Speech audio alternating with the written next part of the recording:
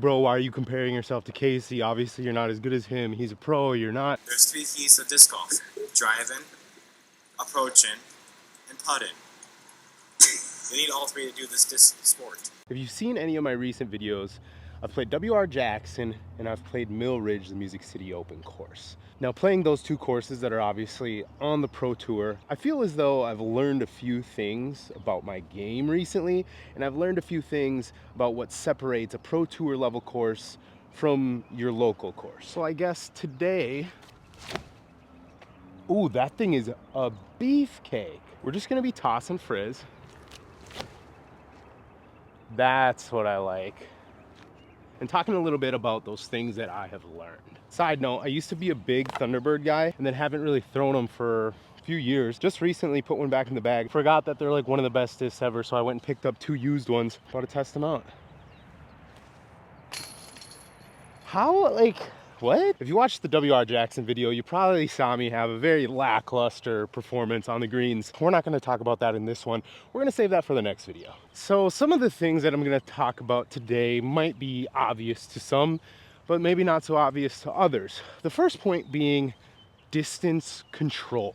And I'm not talking like, yeah, throw a 400-foot hyzer wide open. I'm talking like, can you peer a line in the woods accurately over 400 feet? Current Thundy lineup from hole 1's throw, I assume absolute beef. It's a nice, one of those weird like pop tops in the middle, but the shoulder is actually very low and it's got bubbles in the rim. We got a germ, don't know what year this is. This has been the one I've been throwing. And then we found this nice like starry pro one, like, you know, in the pro plastic might have had a little bit of leftover star in it, so it actually feels, you know, somewhat grippy, nice and durable.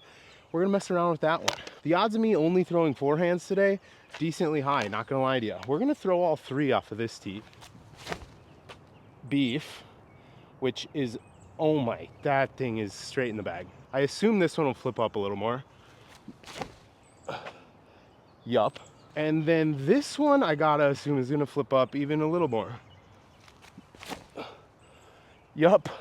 Oh my God, that is beautiful. Get yourself a Thundy for 4 hands. So straight up, the unfortunate thing about distance control is if you're a player who's not on tour, which is, you know, 99% of us, you don't really have the opportunity to practice the lines that, you know, a course like W.R. Jackson demands on most of our local courses.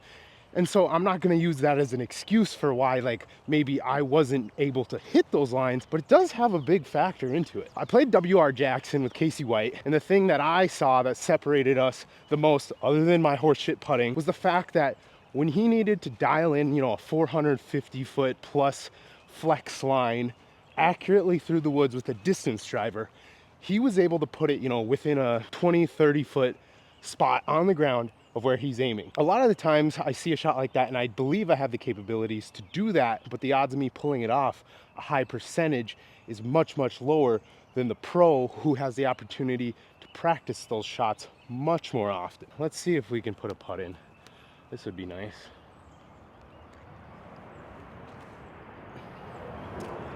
I like the feel of that.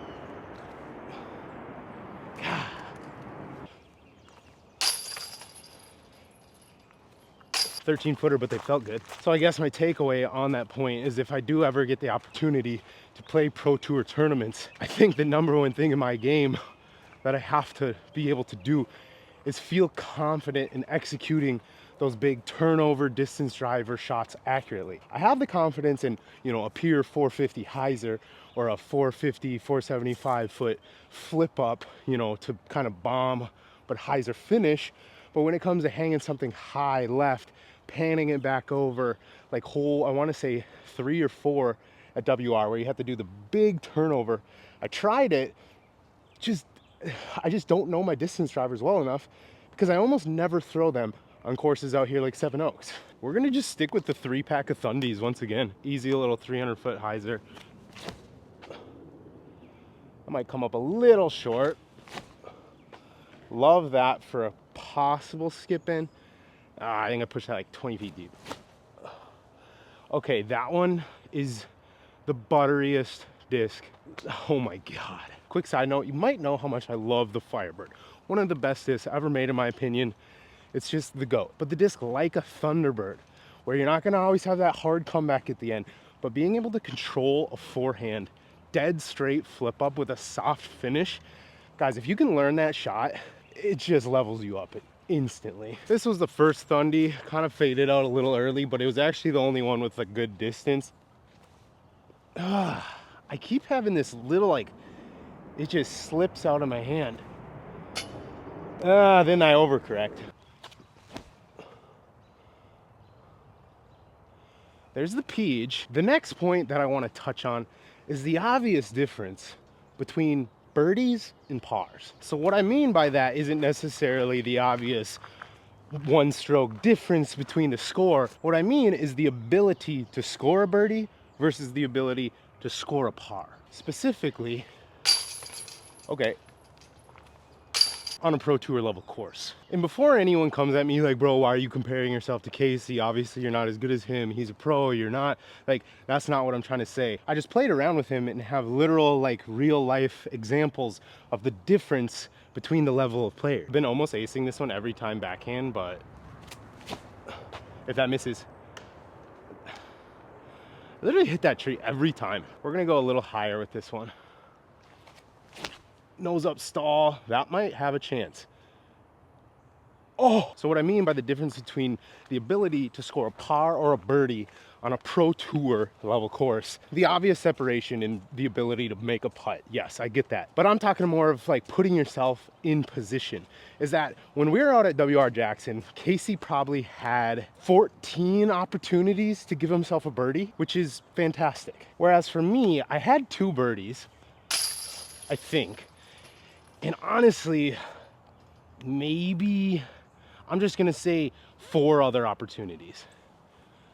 So I think for me, the obvious correlation between that was, one, my non-ability to make a single putt during that round, but also, like I was saying before, my non-ability to have a high percentage when going for those 450-foot wooded distance driver shots. Where on the other hand, Casey gave himself a very good number of opportunities with those same style of shots. Basket is right there. We're going Thundy lineup once again. Come on. Oh. Come on, baby. Come on. Oh. This one has the push forward for it. Come on. Kind of threw that one bad, a little too high. So when you're playing a course like Seven Oaks, just your local, 18 hole, they hold a few C tiers out there, maybe you got your local A tier. There's a big difference in the scoreability on a course like this. You can honestly more or less just throw a shot and have it be halfway decent, and you're probably gonna put yourself in position to at least have a putt for birdie. Now, me saying that is probably obvious to a lot of you. When you're playing a course like Seven Oaks, you could lay up in par every single hole. Good putt. Not a good putt. All right, I'm gonna try and go Thundy forehand turnover. Might not work, but the basket's tucked up in the left. Oh, baby, get through. Oh my, that kick was so bad. So I think a lot of disc golfers, maybe not, but in their mind, they think, hey, if I went out to a pro tour course, I could play safe, I could lay up, and I would get through the course relatively safe, unscathed, maybe bogey free. And that's one of the biggest differences that I actually realized, is how hard of a task that actually is. Just a little chip window here. Oh, are you kidding me? Not ideal. Basket is right there. This hole's a fun one because in order to actually ace run it, unless you just hit something and stick, you're probably going way deep. Oh, I love that. Get a straight skip. Oh, see, that was the lucky shot though, to where I hit a tree and now I think I'm 10 feet away. The zone is definitely like the park it shot, but I've been throwing this flip up quake to try and get a little more forward push and ace it.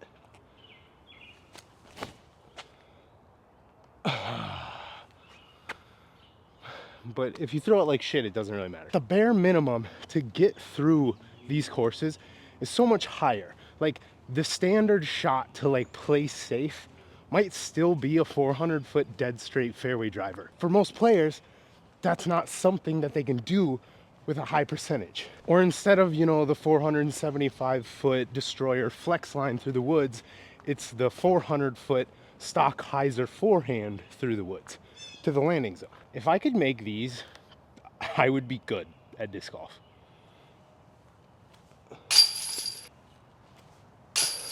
You can't really see the basket, but it's about right there. This is another super fun hole to try and pull off that flex forehand. We're gonna go Quake and we're gonna go the new flippier Thundy. Really gotta hang it wide, but get enough ante on it. Love that. That is so good. Go in. Oh, I'm gonna try and get this one a little more, like less air than the Quake needed. Obviously it's a driver. So I'm gonna try and kind of just match the basket height and like push it all the way there. Like that. I think that hit the same tree on the left. If you took some of the hardest tee shots out at your local course, those are probably equivalent to what you would have to pull off on every hole out at a Pro Tour course just to get through clean. One thing that I did really enjoy about the Mill Ridge style course, which is a little bit more open, which I know kind of goes against what I say of like, oh, I love the wooded golf. In Mill Ridge, they did, I think, have some very good improvements this year, but I really loved the course management par 4 style golf, where if you can control those big hyzer shots or, you know, big forehand hyzer shots and really put yourself in position, you can really put yourself in a good spot to score well. Both of these kind of kicked a tree a little left of the basket, launched down here, 45 footer. See if we can get a little run. Oh, geez, literally almost slipped off a rock on the back step. I thought that was in too. Damn. There it is. Dang it.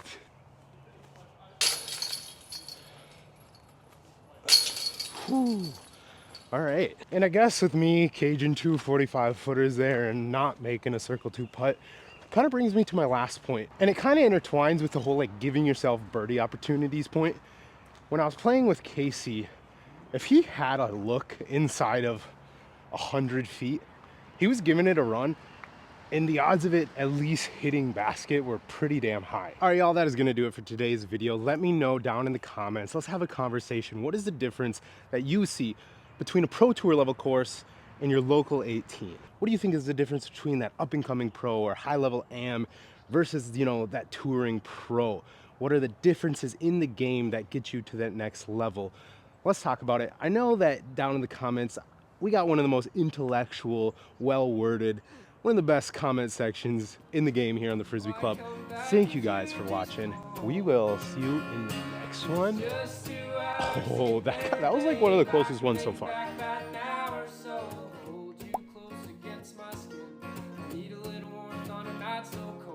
Singing songs